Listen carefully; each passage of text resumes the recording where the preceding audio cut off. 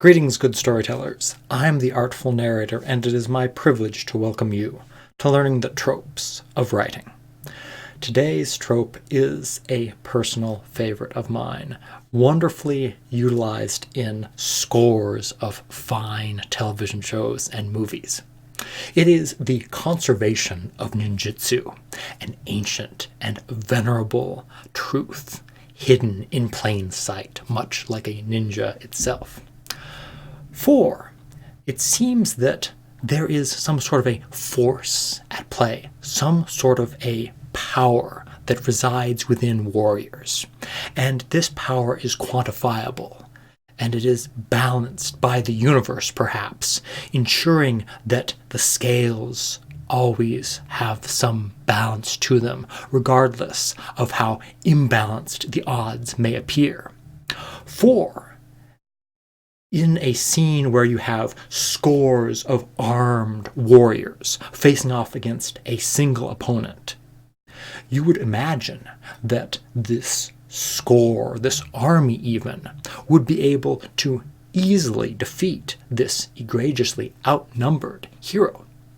However, what they do not understand is that this ninjutsu, this power, is dispersed among all of them evenly.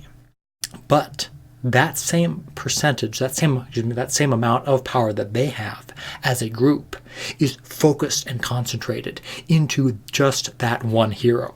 So you have a hero who is themselves perhaps 20 to 100 times better, more powerful, and more ninjutsu-full, sure, go with it, than any of those goons. And once you understand this, it should be completely unsurprising that the hero just destroys them, just brutally and completely wipes the floor with them.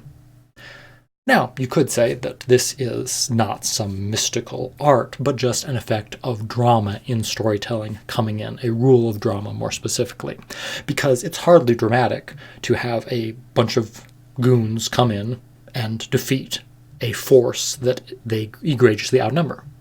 That just seems too plausible. And where's the fun in that? Although it could be an interesting subversion. But no. Clearly this is some magical force that exists. And we can see this at play. For example, in Power Rangers S.P.D, well, in the entirety of Power Rangers, but this is an especially good example. In Power Rangers S.P.D, we have the venerable character of Anubis Doggy Kruger, the commander of Space Patrol Delta. And in one fight, he is forced to come out of retirement and morph once more into the Shadow Ranger. And in doing so, he then must face an army of 100 Crybots. A seemingly difficult task, honestly, even by Power Ranger standards. They're used to being outnumbered, but not quite this egregiously. And yet, without breaking a sweat, he mows them down with his saber. Now, this could be that these goons are just, goons. And Anubis Doggy Kruger is someone who is named and is a main character, and by that you could believe that this is some extension of plot armor. And you would not entirely be wrong. But what we must look at in this is the interesting flip side. How do you make challenging foes for the hero? Easy. Scale it back. Use this against them. And we see this in StarGate SG-1, where throughout the series, the Jaffa have been foes of varying levels of threats. And unfortunately, they have always been the least threatening when they have ridiculously superior numbers. Anytime you see an army of Jaffa, this tells you not that, oh no, our heroes are in deep, deep trouble. It tells you, wow, there is soon to be a lot of dead Jaffa here. To the extent that there were so many dead Jaffa, in fact, in what episode? The shape-shifting alien one, I suddenly can't remember the name.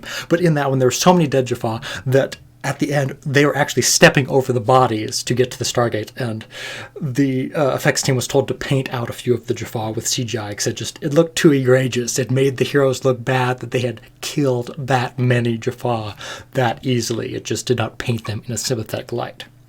But the lesson learned here came with the creation of the Cull Warrior by Anubis.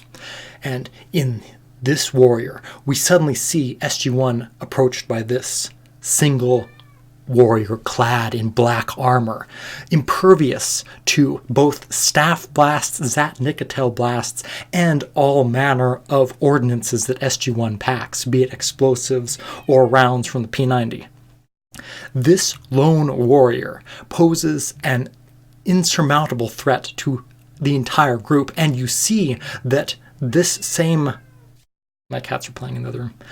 You see that this same principle that was shown in Power Rangers works against SG-1 because they bring in more troops to try to defeat this, and that only decreases their odds of success.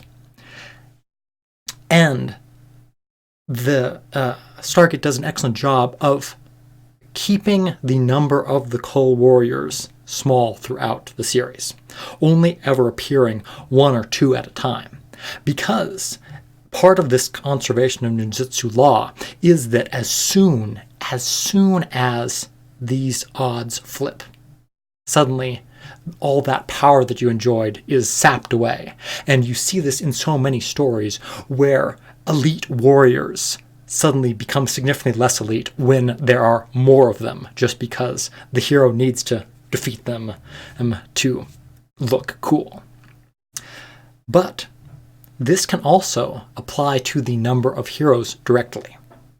For in the third Iron Man movie, when Tony Stark is going up against Killian, he brings in, seemingly as a tactical decision, he brings in the Iron Legion, all his suits of Iron Man armor.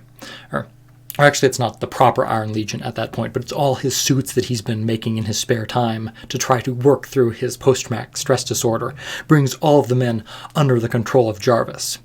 And while an awesome scene, certainly, and giving us wonderful glimpses of all sorts of classic Iron Man suits from the comics, what it does is take the heretofore invincible Iron Man, the titularly invincible Iron Man from the comics, and makes each one of those suits instantly destructible, dispellable, destroyable, all the Ds. Now, you could say that this is because Killian is exceptionally powerful, and his warriors that he has, his super soldiers with their whole, his Xmas soldiers with their whole heat abilities are perfectly designed to melt through armor. You could say that, but you could also say that Tony Stark just brought too many suits, because had he brought one suit, what would have happened? Think about it tactically. He would have been destroyed, but narratively, he would have triumphed because the conservation of ninjutsu would have been on his side. So, in the end, is this a cosmic force that you, as either the hero or the villain, needs to take into account?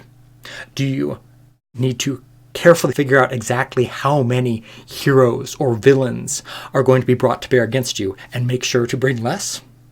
Or are you going to figure out that this is a realistic world and that superior numbers will carry the day? Either way, whether you choose to use this as it has been laid out here, and play it straight, or whether you decide to subvert it and shock the viewer or the reader with an unprecedented display of realism, it is a wonderful trope, and fondly resides in that spectrum of tropes that, while beneficial from a writer's perspective, is far more enjoyable from a audience perspective, to be someone sitting there and see this take place on the page or screen and have that little bit of joy that genre savviness brings, where you can turn to the person next to you and go, hey, that's conservation of ninjutsu right there. Look at that. Isn't that great? But either way, thank you very much for watching. I hope that this video has been informative, or at the very least, a pleasant diversion. Until next time.